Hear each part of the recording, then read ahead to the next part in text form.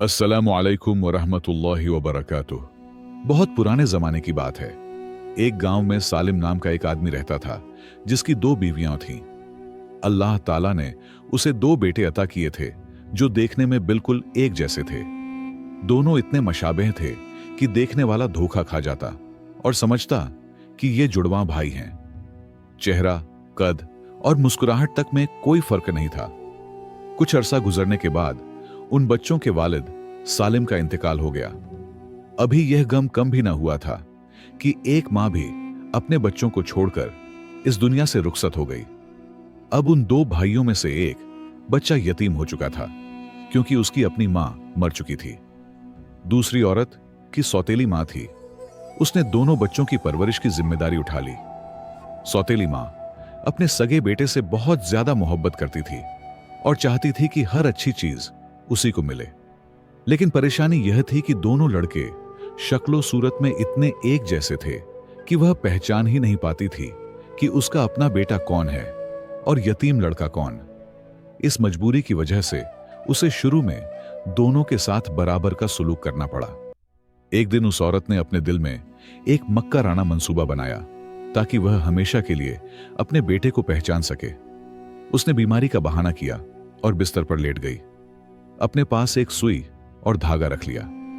उस वक्त दोनों लड़के खेतों में अपनी भेड़ें चरा रहे थे और उन्हें इस बुरी नियत का जरा भी इल्म नहीं था। जब उसका अपना बेटा घर के अंदर दाखिल हुआ तो उसने देखा कि उसकी मां बिस्तर पर लेटी हुई है। वह फौरन भागकर पास गया और परेशान होकर हाल पूछने लगा। मां ने मौका पाकर उसे पकड़ लिया और सुई से उसके कान में एक निशान बना दिया ताकि आगे चलकर वह उसे पहचान सके। इस निशान के बाद सौतेली मां का रवैया यतीम लड़के के साथ बिल्कुल बदल गया। अब वह अपने बेटे से बहुत प्यार करती और उसे अच्छा खाना देती, जबकि यतीम बच्चे को नजरअंदाज करने लगी। जब रोटी देती तो अपने बेटे को ताजा और नरम रोटी मिलती और यतीम लड़के के हिस्से में हमेशा सूखी और बेकार रोटी आती। यतीम भाई को जल्द ही महसूस हो गया कि उसके साथ जुल्म हो रहा है। वह यह देखकर बहुत उदास रहता कि उसका भाई आराम से जी रहा है और उसे जलील किया जाता है। एक दिन दोनों भाई कुएं के पास बैठे ताकि अपनी रोटी खा सकें और वहीं यतीम लड़के के जहन में एक अजीब ख्याल आया। यतीम लड़के ने अपने भाई से कहा कि आओ हम दोनों अपनी रोटी का एक एक टुकड़ा इस कुएं में डालते हैं। भाई हैरान हुआ मगर मान गया। यतीम लड़के ने जब अपनी सूखी रोटी का टुकड़ा डाला तो वह पानी की सतह पर तैरने लगा। फिर दूसरे भाई ने अपनी अच्छी रोटी का टुकड़ा कुएं में डाला तो वह भारी होने की वजह से गहराई में डूब गया। यह देखकर यतीम लड़के ने दर्द भरे लहजे में कहा कि तुम्हारी रोटी नीचे चली गई क्योंकि तुम अपनी मां के दिल की गहराई में रहते हो और मैं इस बेकार रोटी की तरह ऊपर ही रह गया हूं। आखिर यतीम लड़के ने तय कर लिया कि अब वह इस घर में नहीं रहेगा क्योंकि वहां उसकी कोई कद्र नहीं थी। उसने अपने भाई से कहा कि वह बहुत दूर चला जाएगा ताकि उसकी वजह से किसी को कोई परेशानी ना हो। भाई ने रोकने की बहुत कोशिश की लेकिन यतीम लड़का अपने फैसले पर कायम रहा। जब यतीम लड़के ने जाने का पक्का इरादा कर लिया तो उसके भाई की आंखों में आंसू आ गए। भाई रोते हुए बोला कि तुम कहां जाओगे और मुझे कैसे मालूम होगा कि तुम ठीक हो। यतीम लड़के ने एक पौधा लिया और उसे कुएं के पास जमीन में लगा दिया और कहा कि भाई इस दरख्त को देखते रहना, यही मेरी जिंदगी की निशानी होगी। उसने आगे समझाया कि जब तक यह दरख्त हरा भरा रहेगा और इसके पत्ते सब्ज होंगे तो समझ लेना कि मैं बिल्कुल खैरियत से हूं। लेकिन अगर कभी इसके पत्ते पीले पड़ जाएं या यह मुरझाने लगे तो जान लेना कि तुम्हारा भाई किसी बड़ी मुसीबत में फंस गया है और तब तुम मेरी तलाश में निकलना। यह कहकर यतीम लड़के ने अपना सामान बांधा, अपने घोड़े पर सवार हुआ और अपने भाई को अलविदा कहा। वह एक अनजानी मंजिल की तरफ चल पड़ा और उसे नहीं मालूम था कि तकदीर ने उसके लिए आगे क्या लिखा है। रास्ते में उसे एक चरवाहा मिला जो अपनी भेड़ें चरा रहा था और लड़का घोड़े से उतरकर उसके पास बैठ गया। लड़के ने देखा कि चरवाहे की भेड़ें ऐसी जमीन पर चल रही थीं जहां घास बहुत कम और सूखी हुई थी।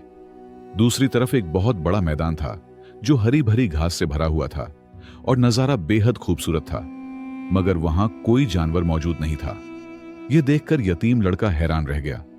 उसने चरवाहे से पूछा कि आप अपनी भेड़ों को इस बंजर जमीन पर क्यों चरा रहे हैं, जबकि सामने वाला मैदान तो हरी घास से भरा है। चरवाहे ने अफसोस से बताया कि बेटे, वहां एक बहुत बड़ा और जालिम भेड़िया रहता है जिसने उस मैदान पर कब्जा कर रखा है और कोई वहां जाने की हिम्मत नहीं करता। लड़के ने पूछा कि वह भेड़िया कहां मिलता है। चरवाहे ने सामने पहाड़ की तरफ इशारा किया और कहा कि वह पहाड़ के पीछे एक घर में रहता है। लड़के ने हिम्मत दिखाते हुए कहा कि चलो देखते हैं क्या मामला है। चरवाहा पहले तो डर गया, लेकिन लड़के की तसल्ली पर दूर से देखने के लिए तैयार हो गया। जब वे पहाड़ के करीब पहुंचे तो लड़के ने देखा कि वहां सिर्फ एक भेड़िया नहीं, बल्कि भेड़ियों का पूरा झुंड मौजूद है। यह देखकर चरवाहा कांपने लगा और कहने लगा कि इनसे जीतना नामुमकिन है। लड़का भी समझ गया कि काम मुश्किल है, लेकिन उसने हिम्मत नहीं हारी और एक जबरदस्त तरकीब सोची। लड़के ने कहा कि हम एक गड्ढा खोदेंगे और उसके ऊपर एक बड़ा जाल बिछाएंगे। उस गड्ढे में गोश्त का टुकड़ा रखेंगे ताकि उसकी खुशबू से भेड़िए खींचे चले आए। जैसे ही वे जाल में फंसेंगे, हम अपनी तलवारों से उनका खात्मा कर देंगे। चरवाहा उसकी अक्लमंदी देखकर बहुत खुश हुआ। अगली सुबह उन्होंने वैसा ही किया। गड्ढा खोदा गया, जाल बिछाया गया और गोश्त रख दिया गया। थोड़ी देर में भेड़ियों को खुशबू आई और वे सब लालच में गड्ढे की तरफ दौड़े। जैसे ही वे गड्ढे में गिरे, लड़के ने रस्सी खींचकर जाल गिरा दिया और सबको अपनी तलवार से मार गिराया। चरवाहा बहुत खुश हुआ और उसने लड़के को अपने खेमे में ले जाकर खाना खिलाया।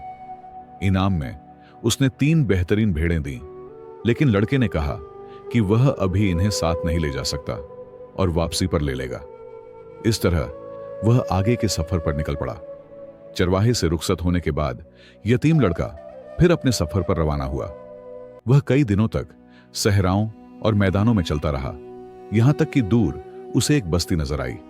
जब वह बस्ती के करीब पहुंचा तो रास्ते के किनारे एक कदीम कुआं दिखाई दिया। वहां एक बेहद खूबसूरत लड़की बैठी झारों कतार रो रही थी, जैसे उस पर कोई पहाड़ टूट पड़ा हो। लड़का उसके पास गया और बड़ी हमदर्दी से उसके रोने की वजह पूछी। लड़की सिसकियां लेते हुए बोली कि ऐ मुसाफिर, इस कुएं में 7 सिरों वाला एक बहुत बड़ा और खौफनाक सांप रहता है। वह हमें तब तक पानी नहीं भरने देता जब तक बस्ती वाले उसे एक मासूम लड़की की कुर्बानी न दे दें, और आज मेरी बारी है कि मैं अपनी जान दूं। यह सुनकर यतीम लड़का हैरान रह गया और उसने पूछा कि क्या किसी ने कभी इस बला को मारने की कोशिश नहीं की। लड़की ने बताया कि हमने बहुत कोशिश की। जब भी लोग उसका एक सिर काटते थे तो उसकी जगह 2 नए सिर निकल आते थे।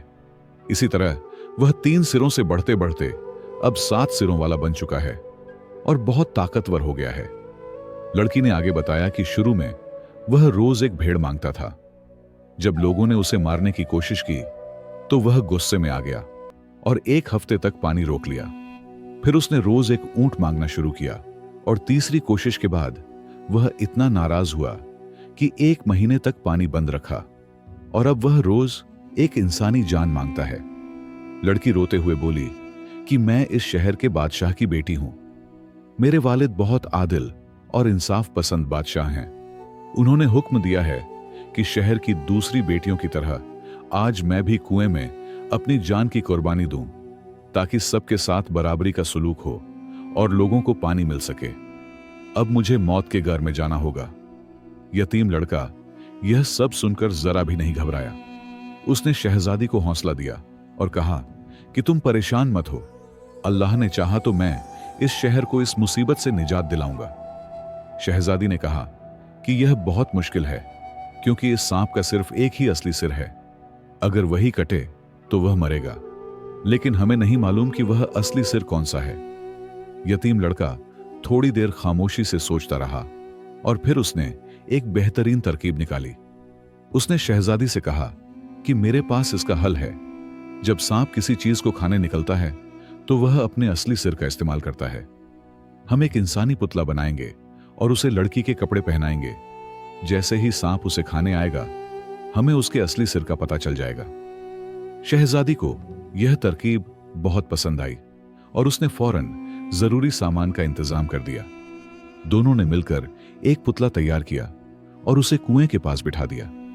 लड़का अपनी तेज धार तलवार लेकर एक दरख्त के पीछे छुप गया और सांप के बाहर आने का इंतजार करने लगा। बस्ती के लोग दूर से यह सब मंजर देख रहे थे। थोड़ी देर बाद कुएं के पानी में हलचल हुई और वह खौफनाक 7 सिरों वाला सांप बाहर निकल आया। जैसे ही उसने पुतले को देखा तो उसे असली लड़की समझकर अपने एक खास सिर से पकड़ने की कोशिश की। यही वह लम्हा था जिसका लड़के को इंतजार था और वह पूरी कुव्वत से झपटा। लड़के ने अपनी तलवार से उस सांप के असली सिर पर जोरदार वार किया। जैसे ही वह सिर कटकर जमीन पर गिरा, सांप तड़पने लगा और फौरन मर गया। शहजादी की जान बच गई और शहर वालों को हमेशा के लिए इस अजाब से छुटकारा मिल गया। शहजादी खुशी से निहाल हो गई और उसने लड़के का शुक्रिया अदा करते हुए उसे अपने साथ महल चलने की दावत दी ताकि बादशाह भी उसका एहसान मान सके।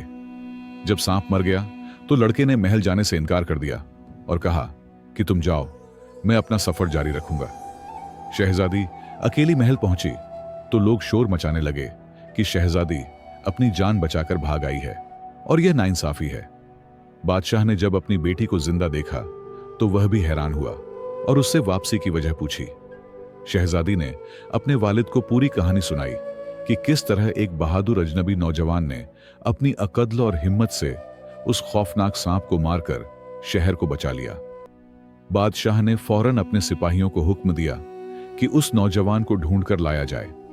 सिपाही पूरे शहर में फैल गए ताकि उस बहादुर लड़के को तलाश कर दरबार में पेश कर सकें।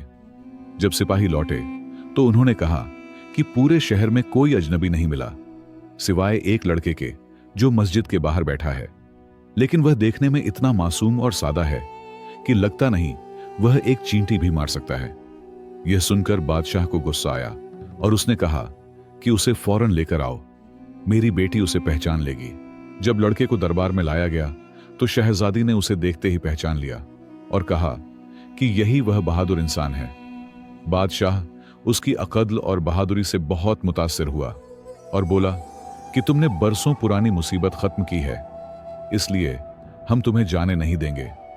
उसने अपनी बेटी की शादी उसी से कर दी और उसे महल में रहने का हुक्म दिया। लड़का और शहजादी बहुत खुशी से रहने लगे और पूरे शहर में जश्न मनाया गया। इसी दौरान दूसरे गांव में मौजूद भाई ने देखा कि कुएं के पास लगाया हुआ दरख्त बहुत हरा भरा और ताकतवर हो गया है। वह समझ गया कि उसका भाई बहुत खुश है और उसने बड़ी कामयाबी हासिल कर ली है।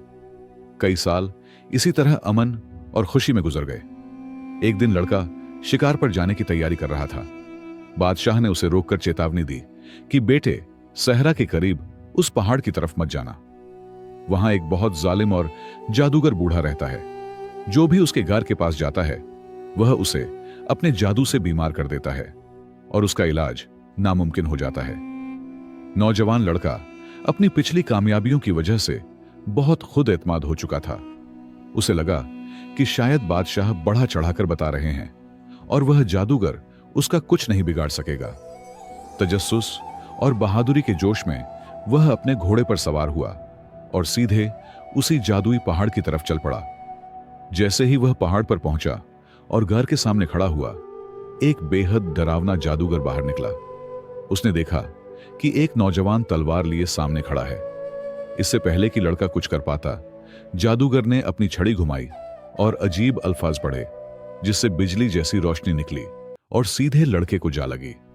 उस रोशनी के लगते ही लड़का और उसका घोड़ा जमीन पर गिर पड़े और उनके जिस्म बेजान से हो गए।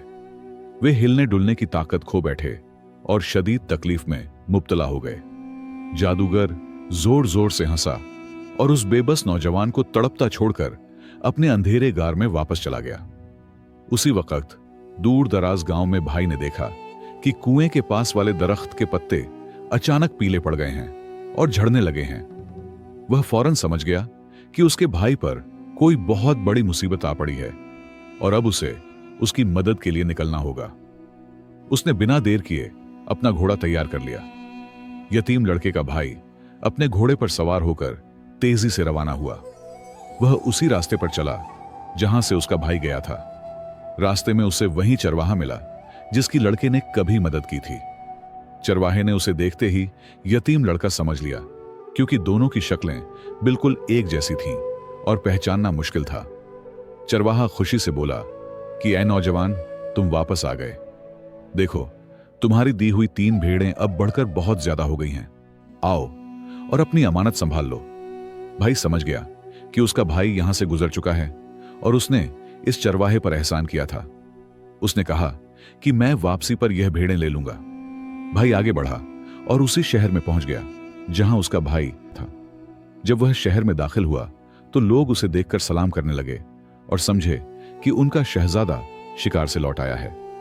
वह सीधा महल पहुंचा जहां बादशाह और शहजादी भी उसे देखकर धोखा खा गए और उसे अपना दामाद समझ बैठे।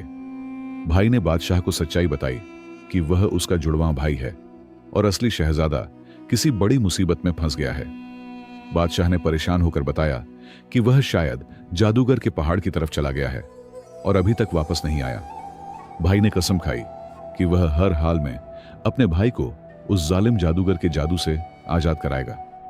बादशाह ने कहा कि जादूगर का मुकाबला तलवार से करना नामुमकिन है, क्योंकि उसका जादू बहुत ताकतवर है।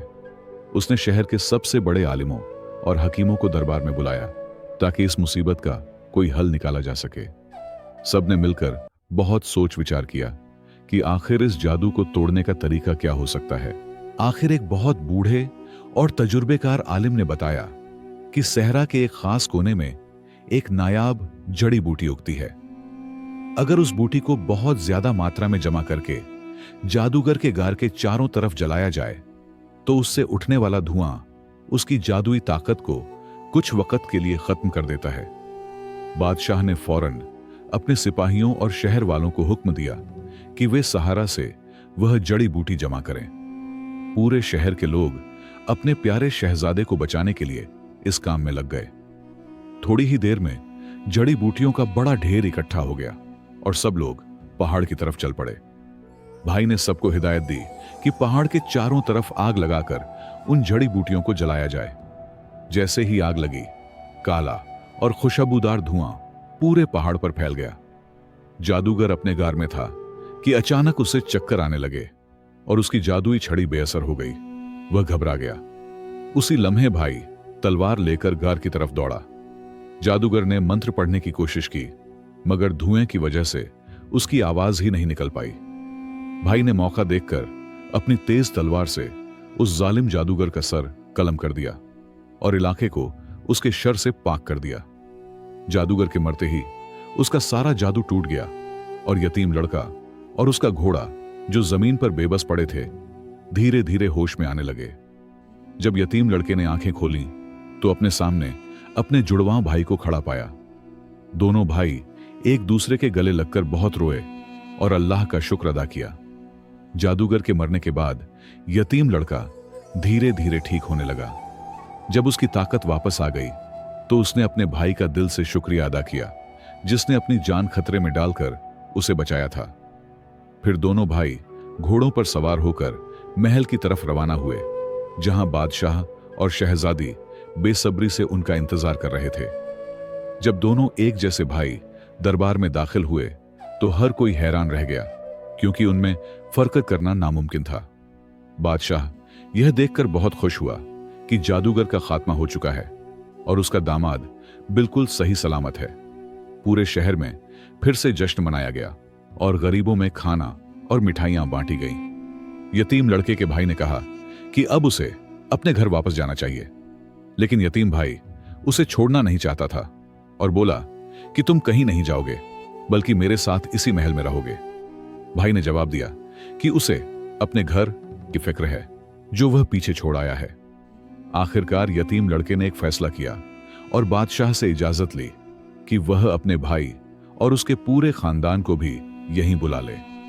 बादशाह ने खुशी खुशी इसकी इजाजत दे दी, क्योंकि वह इस खानदान की बहादुरी और अक्ल से बहुत मुतासिर हो चुका था।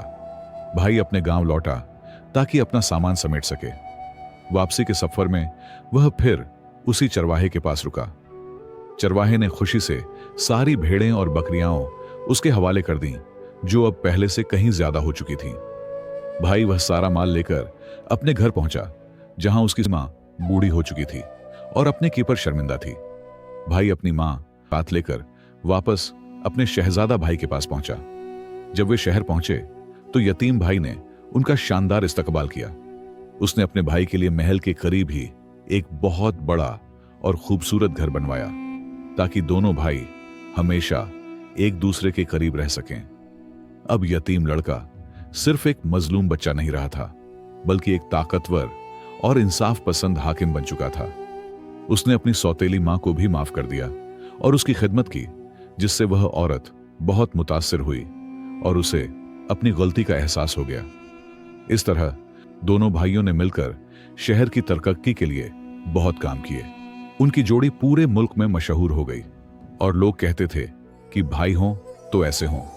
दोस्तों, इस पूरी कहानी से आपने क्या सबक हासिल किया, यह मैं आप पर छोड़ता हूं। आप अपनी समझ के मुताबिक नीचे कमेंट में जरूर लिखें कि आपने इस कहानी से क्या सीखा।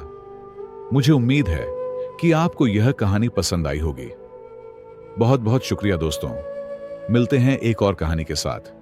तब तक के लिए अल्लाह हाफिज।